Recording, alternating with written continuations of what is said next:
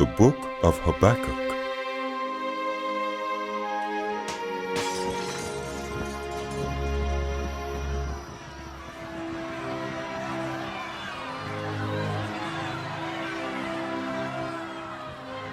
The prophecy that Habakkuk the prophet received.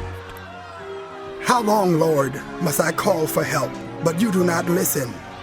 I cry out to you violence, but you do not save. Why do you make me look at injustice? Why do you tolerate wrongdoing? Destruction and violence are before me. There is strife, and conflict abounds.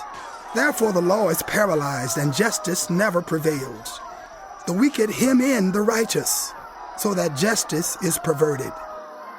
Look at the nations and watch, and be utterly amazed. For I am going to do something in your days that you would not believe, even if you were told. I am raising up the Babylonians, that ruthless and impetuous people who sweep across the whole earth to seize dwellings not their own. They are a feared and dreaded people. They are a law to themselves and promote their own honor. Their horses are swifter than leopards, fiercer than wolves at dusk. Their cavalry gallops headlong. Their horsemen come from afar. They fly like a vulture swooping to devour. They all come bent on violence. Their hordes advance like a desert wind and gather prisoners like sand. They mock kings and scoff at rulers. They laugh at all fortified cities. By building earthen ramps, they capture them. Then they sweep past like the wind and go on. Guilty people whose own strength is their God. Lord, are you not from everlasting? My God, my Holy One, you will never die. You, Lord, have appointed them to execute judgment. You, my rock, have ordained them to punish. Your eyes are too pure to look on evil. You cannot tolerate wrongdoing. Why then do you tolerate the treacherous? Why are you silent while the wicked swallow up those more righteous than themselves? You have made people like the fish in the sea, like the sea creatures that have no ruler. The wicked foe pulls all of them up with hooks. He catches them in his net. He gathers them up in his dragnet, and so he rejoices and is glad. Therefore he sacrifices to his net and burns incense to his dragnet. For by his net he lives in luxury and enjoys the choicest food. Is he to keep on emptying his net, destroying nations without mercy? I will stand at my watch and station myself on the ramparts. I will look to see what he will say to me and what answer I am to give to this complaint. Then the Lord replied, Write down the revelation and make it plain on tablets, so that a herald may run with it, for the revelation awaits an appointed time. It speaks of the end and will not prove false. Though it linger, wait for it. It will certainly come and will not delay. See, he is puffed up. His desires are not upright, but the righteous will live by their faithfulness. Indeed, wine betrays him. He is arrogant and never at rest, because he is as greedy as the grave, and like death is never satisfied. He gathers to himself all the nations and takes captive all the peoples. Will not all of them taunt him with ridicule and scorn, saying, Woe to him who piles up stolen goods and makes himself wealthy by extortion. How long must this go on? Will not your creditors suddenly arise? Will they not wake up and make you tremble? Then you will become their prey. Because you have plundered many nations, the peoples who are left will plunder you. For you have shed human blood, you have destroyed lands and cities and everyone in them. Woe to him who builds his house by unjust gain, setting his nest on high to escape the clutches of ruin. You have plotted the ruin of many peoples, shaming your own house and forfeiting your life. The stones of the wall will cry out, and the beams of the woodwork will echo it. Woe to him who builds a city with bloodshed and establishes a town by injustice. Has not the Lord Almighty determined that the people's labor is only fuel for the fire, that the nations exhaust themselves for nothing?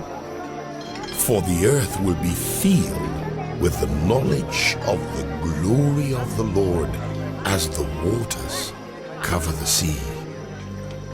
Woe to him who gives drink to his neighbors, pouring it from the wineskin till they are drunk, so that he can gaze on their naked bodies.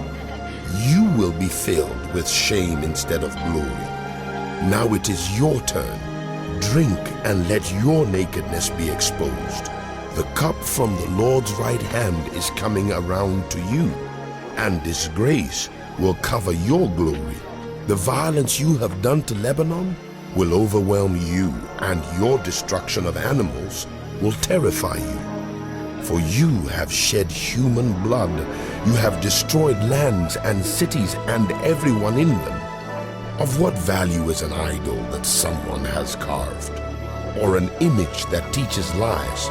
For those who make them trust in their own creations, they make idols that cannot speak. Woe to him who says to wood, "Come to life," or to lifeless stone, Wake up! "Can it give guidance?" It is covered with gold and silver. There is no breath in it. The Lord is in his holy temple. Let all the earth be silent before him. A prayer of Habakkuk the prophet on Shigionoth. Lord, I have heard of your fame. I stand in awe of your deeds, Lord. Renew them in our day. In our time, make them known. In wrath, remember mercy. God came from Teman, the Holy One from Mount Paran. His glory covered the heavens, and his praise filled the earth. His splendor was like the sunrise. Rays flashed from his hand where his power was hidden. Plague went before him, pestilence followed his steps. He stood and shook the earth. He looked and made the nations tremble. The ancient mountains crumbled, and the age-old hills collapsed. But he marches on forever. I saw the tents of Cushan in distress, the dwellings of Midian in anguish. Were you angry with the rivers, Lord? Was your wrath against the streams? Did you rage against the sea when you rode your horses and your chariots to victory? You uncovered your bow. You called for many arrows. You split the earth with rivers. The mountains saw you and writhed. Torrents of water swept by. The deep roared and lifted its waves on high. Sun and moon stood still in the heavens at the glint of your flying arrows, at the lightning of your flashing spear. In wrath you strode through the earth, and in anger you threshed the nations. You came out to deliver your people, to save your anointed one. You crushed the leader of the land of wickedness. You stripped him from head to foot. With his own spear you pierced his head when his warriors stormed out to scatter us, gloating as though about to devour the wretched who were in hiding. You trampled the sea with your horses, churning the great waters. I heard, and my heart pounded. My lips quivered at the sound. Decay crept into my bones, and my legs trembled. Yet I will wait patiently for the day of calamity to come on the nation invading us. Though the fig tree does not bud, and there are no grapes on the vines, though the olive crop fails, and the fields produce no food, though there are no sheep in the pen, and no cattle in the stalls, yet I will rejoice in the Lord.